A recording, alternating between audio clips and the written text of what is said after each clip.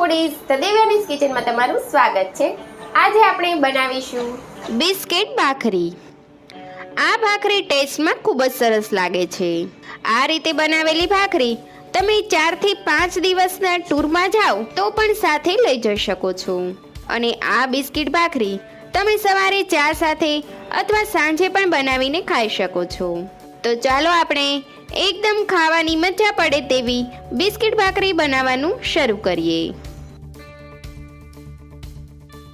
Biscuit ભાખરી બનાવવા માટે સૌપ્રથમ આપણે એક કાથરોટ લઈશું અને તેમાં આપણે 1 વાટકો ઘઉંનો કરકરો લોટ લેવાનો છે। અહીં બિસ્કિટ ભાખરી બનાવવા માટે આપણે ઘઉંનો કરકરો જ લોટ લઈશું। હવે લોટમાં આપણે 2 પાવડા તેલ ઉમેરીશું અને તમે જે પ્રમાણે ખારું ખાતા હો તે પ્રમાણે મીઠું ઉમેરવાનું અને હવે તેલ અને મીઠાને લોટ સાથે સરસ રીતે મિક્સ કરી લઈશું। આ રીતે સરસ લોટ સાથે મિક્સ થઈ જાય એટલે હવે થોડું થોડું કરી પાણી નાખતા જઈ ભાખરીનો લોટ બાંધી લેવાનો છે। અહીં આપણે લોટને ઢીલો નથી બાંધવાનો પરંતુ મીડિયમ એવો કડક બાંધવાનો છે। તો તમે જોઈ શકતા હશો કે હવે આપણો લોટ સરસ રીતે બંધાઈને તૈયાર થઈ ગયો છે। હવે બાંધેલા લોટમાંથી થોડો લોટ લઈ પાટલી લઈ તેના ઉપર લોટ મૂકી તેને વેલણની મદદથી થોડું વણી પછી તેને આ રીતે વાળી લેવાની અને આ રીતે હાથની મદદથી પ્રેસ કરી લુઓ બનાવી લેવાનો અને હવે વેલણની મદદથી આ રીતે મીડિયમ જાડી એવી ભાખરી વણી લેવાની છે અને હવે ચપ્પુની મદદથી આ રીતે કાપા પાડી દેવાના। બંને સાઈડ આ રીતે આપણે કાપા પાડી દઈશું અને હવે બંને ભાખરીને આપણે વણીને તૈયાર કરી લઈશું। હવે ભાખરી ચોળવવા માટે ગેસ પર તાવડી મૂકીશું। તમે જોઈ શકતા હશો કે મારી તાવડીમાં તિરાડ પડી ગઈ છે તો પણ આ તાવડી અંદાજે 2 મહિનાથી આમાં જ હું ભાખરી બનાવી રહી છું। હવે તાવડીને આપણે ગરમ કરી લેવાની છે।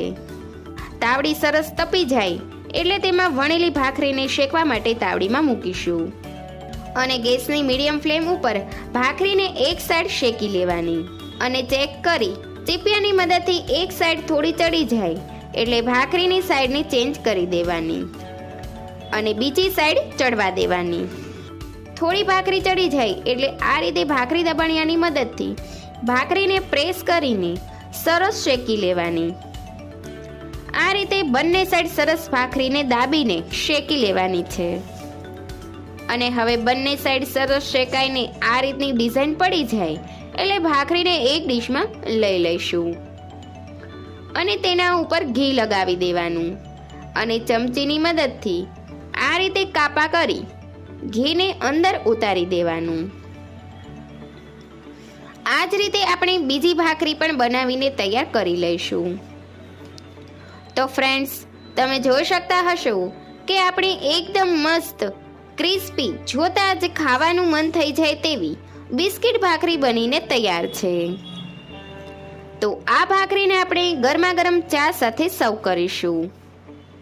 તો ફ્રેન્ડ્સ, તમે પણ આ રીતે એકવાર બિસ્કિટ ભાખરી જરૂર બનાવજો। એકવાર બનાવશો તો પછી તમે રોજે આવી જ ભાખરી ખાવાનું પસંદ કરશો। તમને મારી રેસીપી ગમી હોય અને આવી નવી નવી રેસીપી જોવી હોય તો મારી ચેનલને લાઈક કરજો, શેર કરજો અને સબસ્ક્રાઈબ કરવાનું ભૂલતા નહીં। Thanks for watching.